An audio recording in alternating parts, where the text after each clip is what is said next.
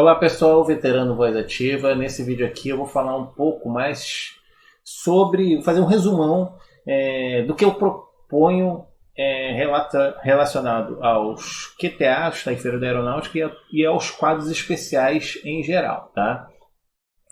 Aproveitando aqui, eu estou mostrando, como eu falei lá no primeiro vídeo de apresentação, a proposta pode ser vista como medida provisória, PLV, que é o projeto de lei de conversão a ser apresentado por algum deputado lá na tramitação da própria MP 2215, ou como projeto de lei, no caso do governo. Aqui vocês estão vendo como já mudou. Basicamente o cabeçalho aqui está como projeto de lei de conversão. Tá? Mas vamos começar, vamos ao assunto do vídeo. Começando com o quadro de taifeiros da aeronáutica, que é mais fácil, tá? mais simples aqui. Começar aqui com o que eu já mostrei em outros vídeos, tá?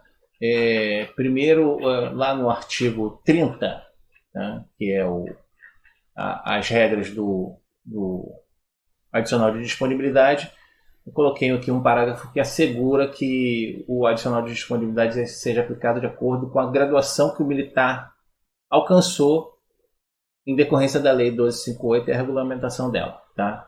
Então, não importa se o militar, porque tem militar aí que, por exemplo, ele era segundo sargento e quando foi para a reserva passou a ganhar como sub. Aí eles estão pagando o adicional de disponibilidade de segundo sargento. A ideia é que pague o de sub. Tá? Aí depois aqui no artigo 47, que é aquela transição do adicional de habilitação, também a mesma coisa, tá? Nesse caso aqui. Tá? Para fazer essa concessão dos adicionais, dos percentuais do adicional de habilitação, como se o militar tivesse feito o curso e o pessoal ficar, não, mas esse militar ele não foi promovido, fica falando que não foi promovido a sub, tá? Além disso, dessas duas coisas que já tinham sido mostradas, tá? Eu incluí na proposta um artigo que a ideia é alterar a própria Lei 12.158 para estabelecer exatamente isso, considerar que aquele acesso à graduação é uma promoção, tá? Porque na lei 12.158, a lei dos QTA, tá? Para relembrar, ela começou lá numa lei de 1961, deixa eu ver se eu tenho o número dela, que é a 3953 de 1961, falou assim, não, os militares da Marinha e da Aeronáutica terão direito a chegar a sub, tá? A Marinha transformou a carreira de taifeiros em similaridade com as demais, já começava como soldado, marinheiro e iam sendo promovidos até sub. Passou a fazer igual com os taifeiros, resolveu. No caso da FAB, até mesmo talvez porque começasse lá como na escola, como 3S em geral, aí eles começaram a fazer alterações daqui, alterações dali, e em consequência disso, os militares muitas vezes não conseguiam ser promovidos. Tá? E eles ficaram como taifeiros mores, ou terceiro sargento, supervisor de taifa, teve um monte de alteração, até que veio essa lei de 12.158 de 2009, que não, todos eles vão ter que ganhar como sub quando for para a reserva. Tinha alguns que estavam na justiça, a premissa foi, assim, o acordo foi, desiste da ação, né, para não receber atrasados, já passava a lei dali para frente. E assim foi. Né, o pessoal passou a ser, quando fosse para a reserva, passar a receber como sub, né, até o pessoal que entrou até uma determinada data. Então, mas só que nessa lei não ficou muito claro, fala em promoção, mas não fica muito claro que é uma promoção. A administração tende a dizer que não, você não foi promovido, você tem um direito, um benefício, um posto acima, 2 postos acima e tal.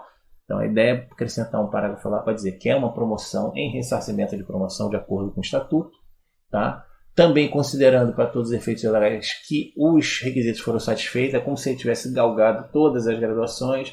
Tem que fazer o curso, você é promovido a tal. É como se tivesse feito o curso e tal, tá? E aqui só um parágrafo para estipular que os efeitos financeiros são a partir, aí no caso da Lei 12.158, da regulamentação que ela já tem. Ou seja, os militares já recebem, né? Passam ou vão passar a receber conforme a lei, se tiver algum caso de quem ainda vai ser beneficiado pela lei. Então ele vai ser considerado que ele foi promovido realmente e que ele fez, por exemplo, todos os cursos.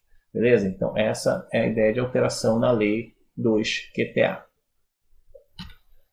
Agora vamos para os quadros especiais, tá? Que tem um pouquinho mais de coisa.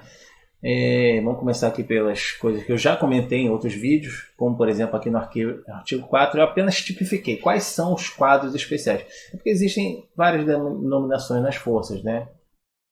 Os quadros foram criados, depois recriados, etc. Então, dentro dessa proposta, o que eu chamo de quadros especiais é para englobar já tudo isso, que são as várias siglas que existem na Marinha, que são ao todo 4, a do Exército e da FAB, né, o QESA. Tá? Aqui é só uma tipificação. Tá? Aí lá no artigo sobre a transição do adicional de habilitação, também já foi falado isso aí. A ideia é que os quadros especiais recebam o aperfeiçoamento, curso que nunca deixaram eles fazerem. Tá? E também coloquei aqui, caso que os militares tenham direito a fazer o curso, devem ter esse direito, as forças têm que dar os cursos para eles, né, para os quadros especiais. E caso as forças não regulamentem isso aí a tempo e o militar tem aqui para inatividade, para reserva, aí ele, mesmo estando ativo aqui na data da lei, né, que esse artigo aqui é voltado para veteranos, ele passa a ter o direito como se já fosse veterano. Tá?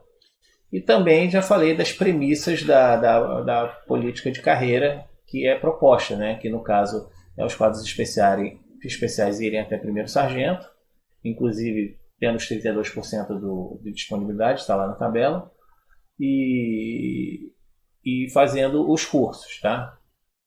E além disso, tá? O que faltou falar sobre os quadros especiais é assegurar, né, aos inativos, tá, a promoção nos moldes lá do QTA. Tá? Que seria em ressarcimento de promoção, considerando todos os requisitos satisfeitos, como se eles tivessem realmente galgado cada promoção, tivessem realmente feito todos os cursos, certo? Com efeitos financeiros. Só a partir da data está estipulada para a produção de efeitos aqui dessa proposta, tá? Que eu já comentei bastante sobre isso. Aqui, né? Inicialmente aqui eu coloquei essa data de 1º de julho de 2023, mas é uma data que pode ser aí negociada, tá? E caso não haja uma regulamentação a tempo e o militar tenha que ir para a reserva, o militar ativo, né, se enquadraria do mesmo jeito. Então a ideia é que todos os quadros especiais, no final das contas, cheguem à graduação de primeiro sargento. Beleza? Bom, pessoal, é isso que eu tinha para mostrar para vocês aí, para relembrar algumas coisas que já tinham sido faladas e mostrar outras que ainda não tinha falado, tanto sobre os quadros especiais quanto o quadro de taifeiros da aeronáutica, que são duas classes de militares aí que sempre tiveram algumas injustiças na carreira deles. Beleza, pessoal? Então até a próxima e valeu!